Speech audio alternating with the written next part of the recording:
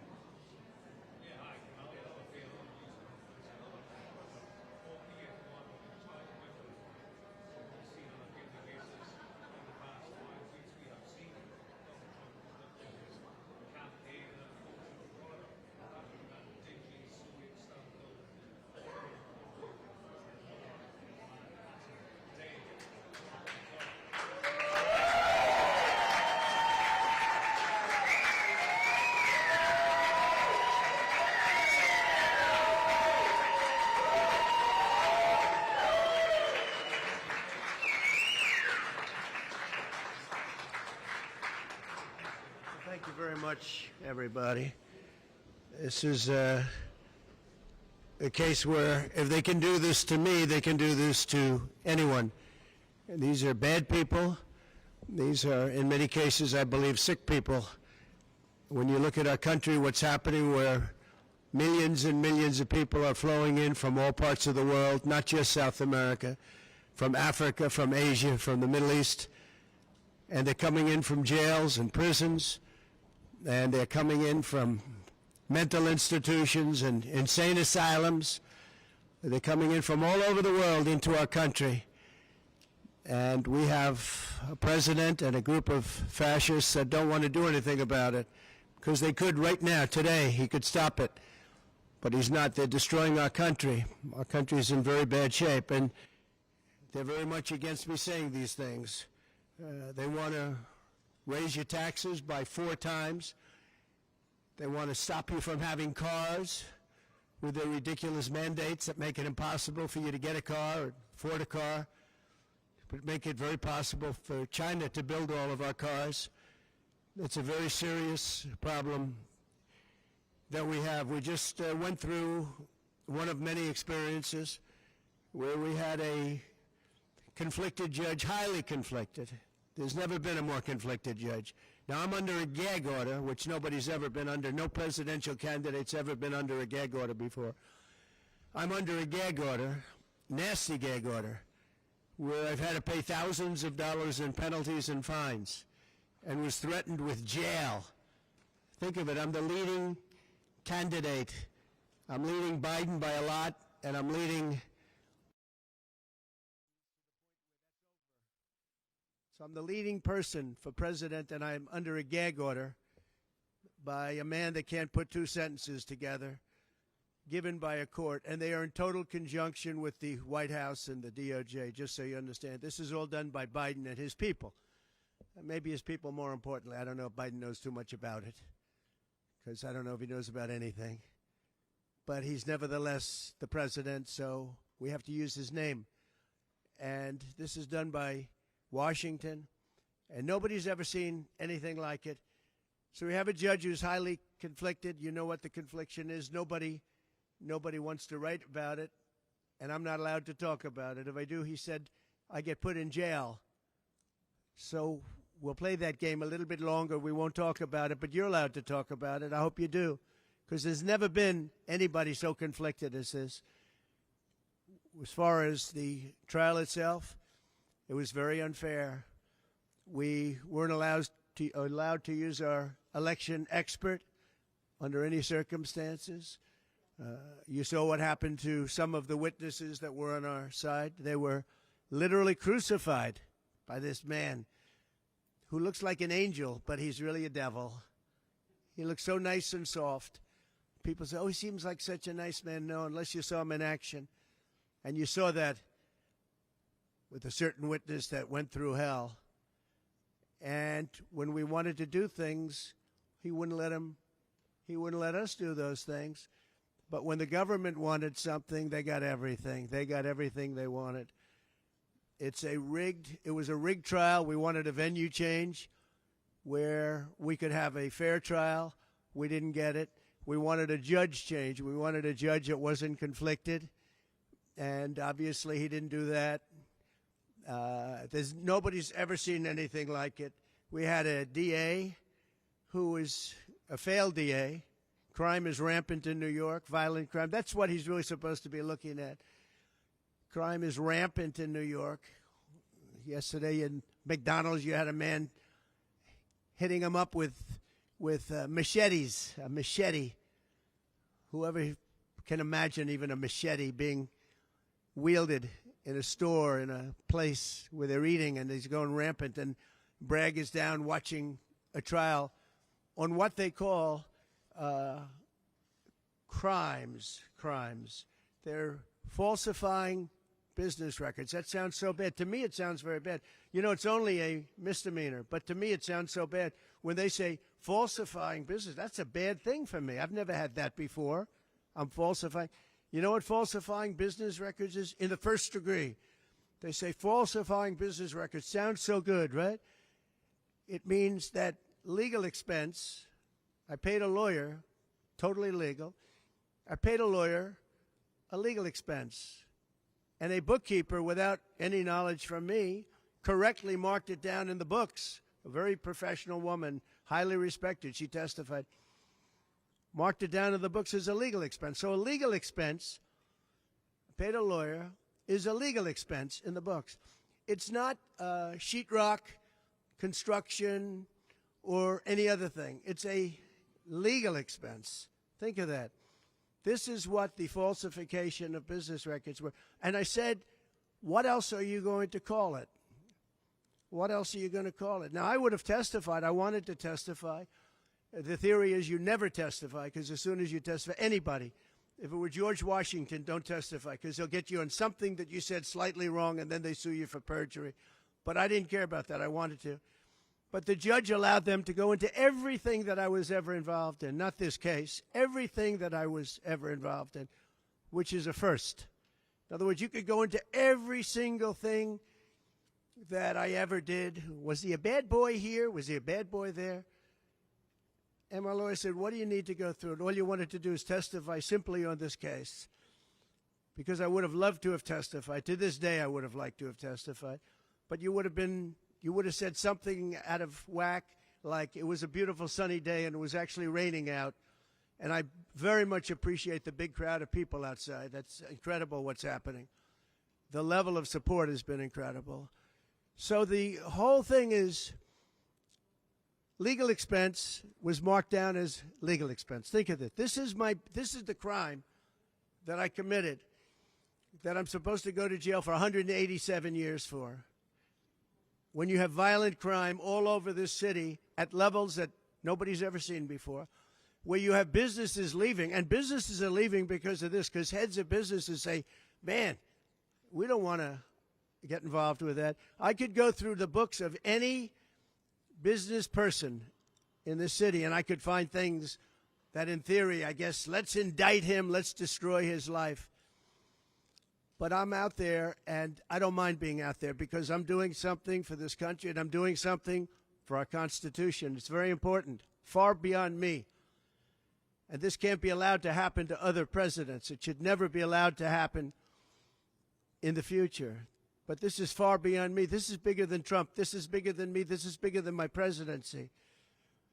And the people understand it because I just see a poll just came out, the Daily Mail. That was the first one, came out, was done last night right after the verdict, where I'm up 6 points. 6 points from what we already were. We were leading fairly substantially. We're up 6 points in the Daily Mail poll. Now, maybe other polls come out and it says something differently. But a lot of people have predicted it because the public understands, and they understand what's going on. This is a scam. There's a rigged trial. It shouldn't have been in that venue. We shouldn't have had that judge. He should have allowed us to have an election expert. We had the best expert, most respected expert, head of the Federal Elections Commission. He was all set to testify. He was waiting for 2 days. And when it was his turn, Bragg's people protested, and the judge knocked him out, said you can't testify. He actually said you can't testify for anything having to do with the trial. You can say what the federal elections is. Well, that doesn't help. Everybody knows that. But you can't testify. So essentially, he wasn't able to testify. Other people weren't able to testify. But with these people, they were able to use people salacious. By the way, and nothing ever happened. There was no anything. Nothing ever happened, and they know it. But they were as salacious as they could be, and it had nothing to do with the case, but it had to do with politics. And do you notice the timing? The timing was perfect. This case was dead. It was dropped by every agency, every governmental board. It was dropped by the highly respected Southern District. They said, no, there's no case here. It was dropped by federal election, and that's what it's about. This is about a federal election, not a state election. You're not even allowed to look at it. They took the state and the city, and they went into a federal election. They're not allowed. The people from federal election, Southern District, and Washington dropped the case. Everybody dropped the case. There was no case. Cy Vance dropped the case. And when Bragg came in, he said, this is the most ridiculous case I've ever seen. And who would have a certain person, again, gag order, who would have a certain person like this ever testify? He said, this is essentially one of the worst people I've ever seen ever to testify. He said, the craziest case I've ever seen. This is Bragg. Then when I announced I was running for president, a long time later, they decided to revive this case. And they got a judge, Judge Marchand, who was responsible for another case that was also brought.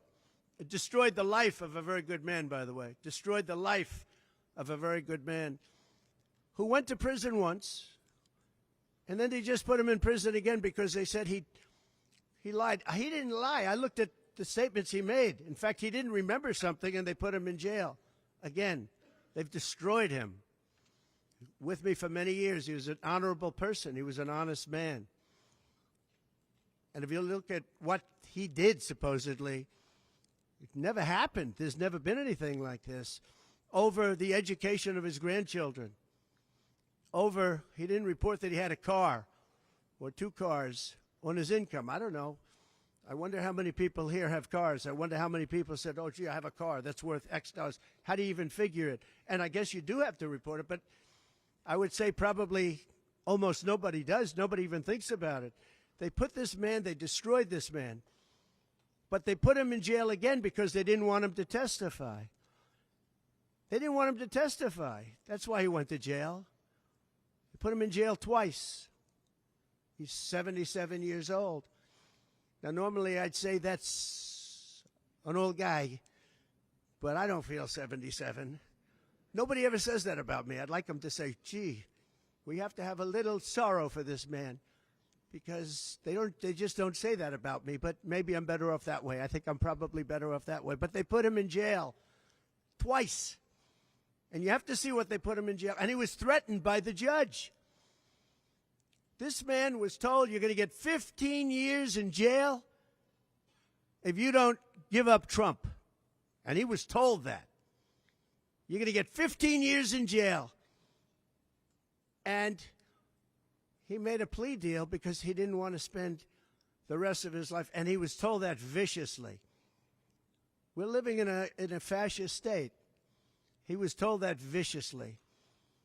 So you can go to jail for 4 months, 5 months, or you can get 15 years in jail. So do a plea.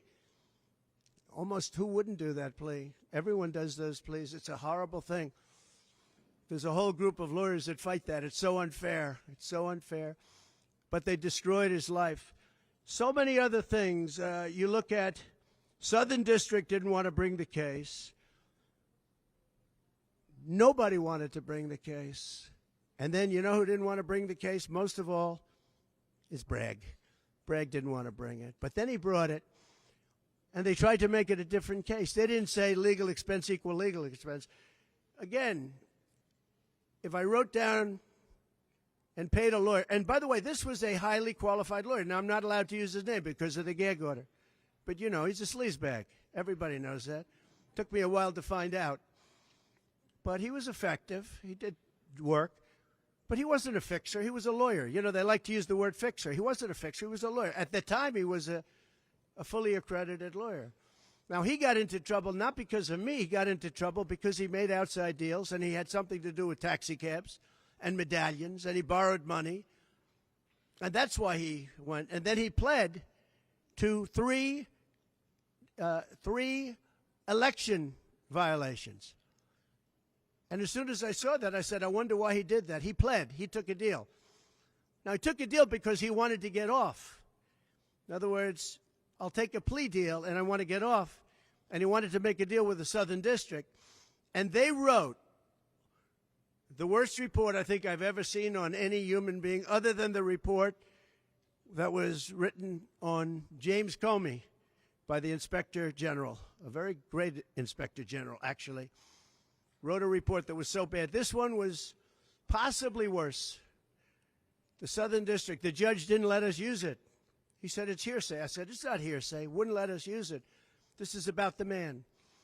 But he got in trouble for a very simple reason, because he was involved with borrowing a lot of money, and he did something with the banks. I don't know if it's defrauded the banks, but something happened. You guys know what it is. And then in addition to that, he gave up on three things where he wasn't guilty. In fact, they were going to testify in that. The head of the FEC, the Brad Smith, the election expert, #1 rated in the country, who was going to testify.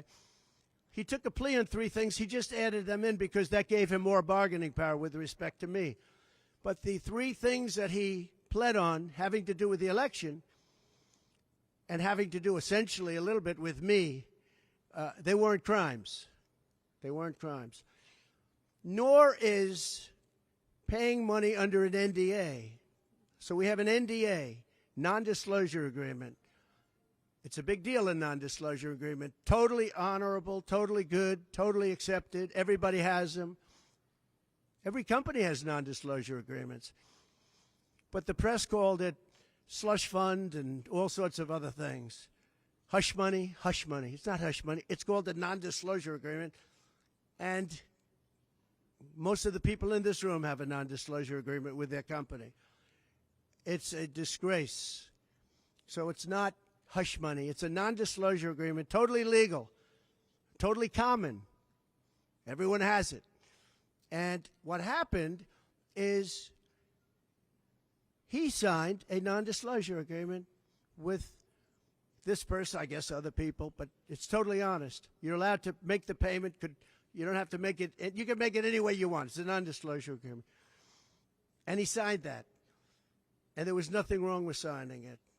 And this should have been a non-case. And everybody said it was a non-case, including Bragg. Bragg said, until I ran for office. And then they saw the polls. I was leading the Republicans. I was leading the Democrats. I was leading everybody. And all of a sudden, they brought it back. It's a very sad thing that's happening in our country. And it's a It's a thing that I'm honored. In a way, I'm honored. It's not that it's pleasant. It's very bad for family. It's very bad for friends and businesses.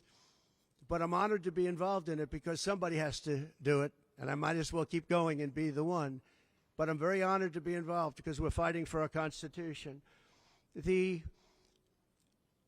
money that was paid legally. There was nothing illegal. In fact, the lawyer in creating the NDA, because at that time he was a fully accredited lawyer. He wasn't a fixer. I never thought of him as a fixer. The media called him a fixer, or the prosecutors called him a fixer. He was a lawyer, and he was fairly good. Later on, I didn't like what he did. I didn't like, for instance, I didn't like that when I became president, he went around and made deals with companies. When I heard that, he was gone. He was gone. And he had payments coming to him, and a lot of this involved things that are very simple. There was nothing wrong. This was standard stuff, all standard stuff. Everything involved was standard. There was no crime here. In fact, I just watched a couple of the reports. You watched Jonathan Turley, Andy McCarthy, Greg Jarrett. You look at all of these people, Mark Levin, all very talented people, great people, many more. And they don't know me, essentially. They don't know me. They're legal scholars and experts. But I look at them. I watched Turley this morning saying, there's no crime here. Everybody says there's no crime here, except for this DA that's got the city out of control with crime. It's absolutely out of control. So we have an NDA that was signed. We have legal expenses. And here's the thing on legal expenses. You have 100 where they say, they do a charge. I just recorded this out. Falsification of business records in the first degree. It sounds so bad. I said, wow. And even my own lawyers, I get very upset with them because they don't say what it is. They say, well, falsification of legal records is only a felony. Well, that's a lot. Is only they say a misdemeanor. But they try and bring it up to a felony if there's 2 crimes. They have all these different things. The other thing is they missed the statute of limitations by a lot because this was very old. They could have brought this 7 years ago instead of bringing it right in the middle of the election. So they missed the statute of limitations. They did everything. Now, let me give you the good news. The good news is last night, we just got a report this morning, in the history of politics, I believe, maybe I'm wrong, somebody will find that I'm wrong, maybe, but I don't think so. They raised with small money donors, meaning like $21, $42, $53, $38, a record $39 million in about a 10-hour period. No, think of that. I like those people.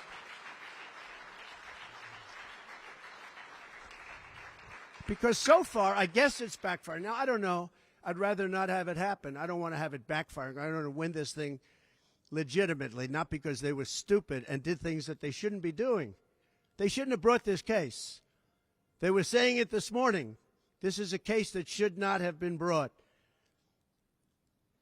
I watched Andy McCarthy say this is a case that should not have been brought.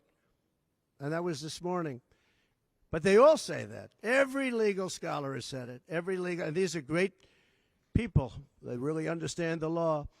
The other thing, a poll just came out. The first poll, I don't know, maybe others will be bad. But a poll just came out a little while ago. The Daily Mail. Does anybody read the Daily Mail? It's very good. They have a good poll. At least I like it today. And the Daily Mail just came out with a poll, and it has Trump up 6 points in the last 12 hours. 6 points. 6 points since this happened. Who thought this could happen? Because the people of our country know it's a hoax. They know it's a hoax. They get it. You know, they're really smart, and it's really something. So we're going to be appealing this scam. We're going to be appealing it on many different things. He wouldn't allow us to have witnesses. He wouldn't allow us to talk. He wouldn't allow us to do anything. The judge was a tyrant.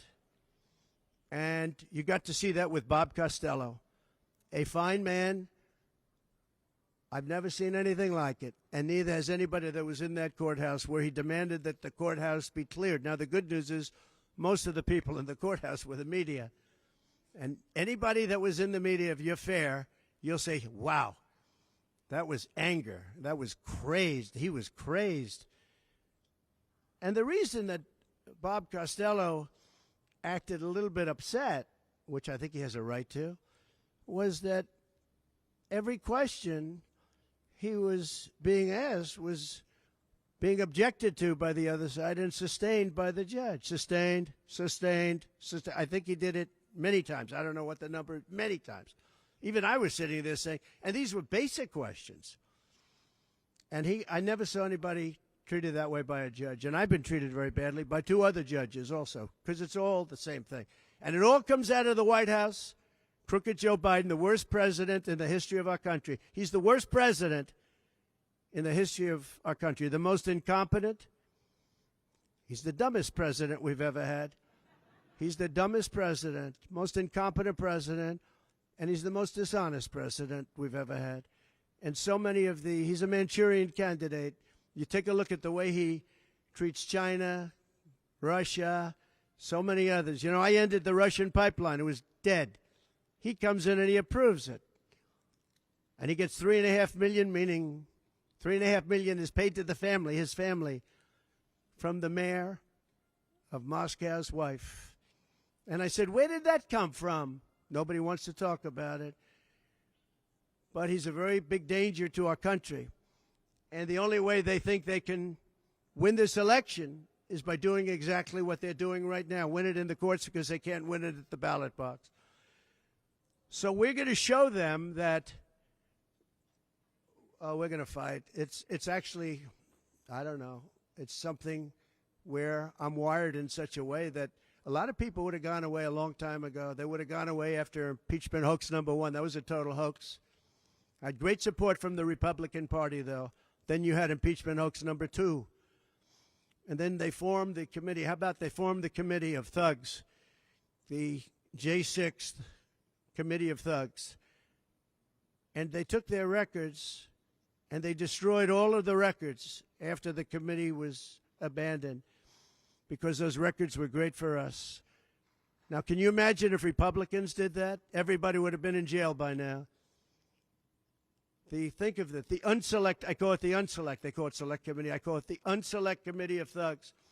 They meet, it's 100% Democrat and 2 past Republicans that are no longer Republicans, that are no longer in business anymore, thank you. But it was all Democrats and 2 wayward Republicans. Liz Cheney and crying Adam Kinzinger. He cries every time he goes on television. He's the most emotional human being I think I've ever seen. And that was our representatives. These 2 people were our rep. So they had all this stuff that they're leaking. And then when it came time to look at the records, like where the police said and the Capitol Guard said that I supplied, think of it, that I recommended as many soldiers or National Guard as you want. 10,000. If you had 500, you wouldn't have had a problem. There wouldn't have been a J6. But Nancy Pelosi and the group didn't want it. Anyway, so they have testimony to all of that I did not attack the Secret Service agent in the front of a car. You know, these are strong people. And I supposedly went to the driver, and I grabbed him around the neck. And he rebuffed me, and then I went to the other guy, who I think is a black belt in karate, and he's slightly younger than me, maybe 35 years, 40 years, 50 years. And I grabbed him around the neck and said, he's a black belt in karate. They know how to get somebody from around their neck. They would have gone like this, and that would be the end of that. Actually, I had a friend that said, you shouldn't dispute that. That makes you look like the toughest cookie we've ever seen. You should have let that go on. But the fact is, it never happened. It was all made up. And that was proven to be made up. It proved to be a false story. And they deleted and destroyed all of that information, every ounce of it. We're dealing with a corrupt government. We have a corrupt country. Our elections are corrupt. Our borders are open. Our borders are going to be closed very soon. November 5th is going to be the most important day in the history of our country. Now, when I say that, because my people are always saying, do this, because we're fighting for America, DonaldJTrump.com. I hope everybody watching right now, DonaldJTrump.com, because it really makes a difference. They have a lot of money on the other side. I don't know where they get it. Nobody knows where they get it. But for some reason, they get money. But they're not on the side of our country. In many ways, I think they hate our country. Who on earth can want open borders where people are allowed to pour in from countries unknown, from places unknown, from languages that we haven't even heard of? We have people sitting in schools with languages where very few people have ever even heard of these languages. It's not like Spanish or French or Russian. Languages unknown. We have people coming from corners of the globe, and many of them are not good people. Many terrorists, record levels of terrorism, record levels of terrorists have come into our country. Record. They've never seen anything like it. You know, there was a report that in 2019, I don't believe this, by the way, the media gave it, and it was good for me, believe it or not. They said in 2019, there were no terrorists recorded that came into our country. I don't believe that. I don't think that's possible. But 2019 was a Trump year.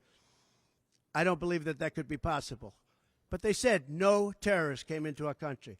So let's say it was close. Let's say it was close. But now record levels of terrorists, record levels, the highest level we've ever seen of terrorists, are pouring into our country.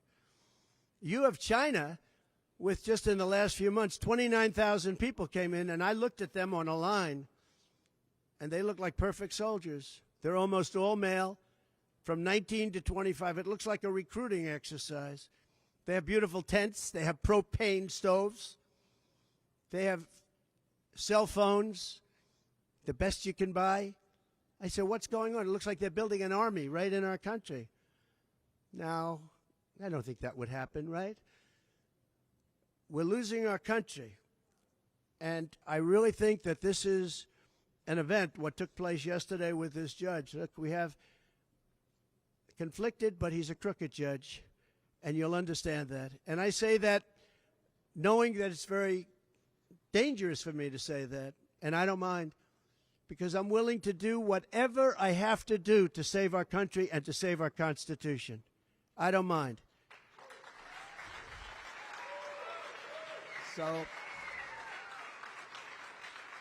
So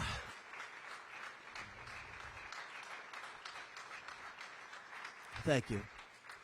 So we will continue the fight. We're going to make America great again. Very simple.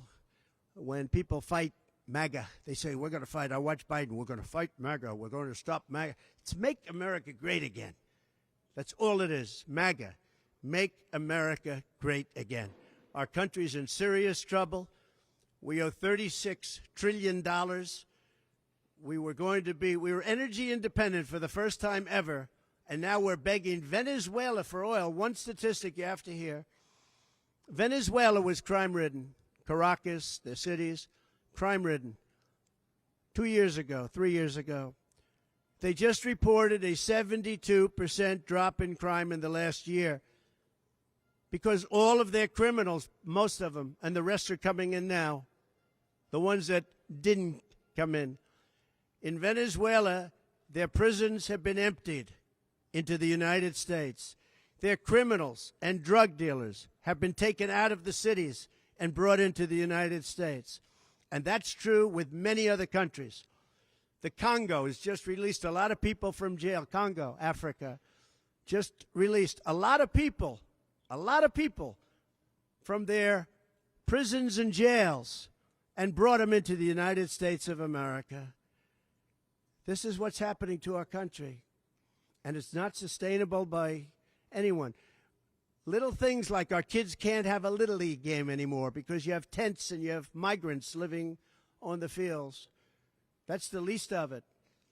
People are taking over our luxury hotels, migrants, and yet our veterans, our great veterans, are living on the streets like dogs. They're living on the streets. But migrants are living in luxury hotels in cities all over our country run by Democrats. So it's my honor to be doing this. It really is. It's a very unpleasant thing, to be honest. But it's a great, great honor. We're gonna do what I have to do. I'm going to do it. And the support has been, that's why I mentioned the number of $39 million. That's why I mentioned we're up 6 points. And we went up a lot over the last month because everybody saw it was a rigged deal. It was a rigged trial. But we're going to make America great again. We're going to make it better than ever before. November 5th, remember, November 5th is the most important day in the history of our country. Thank you very much, everybody.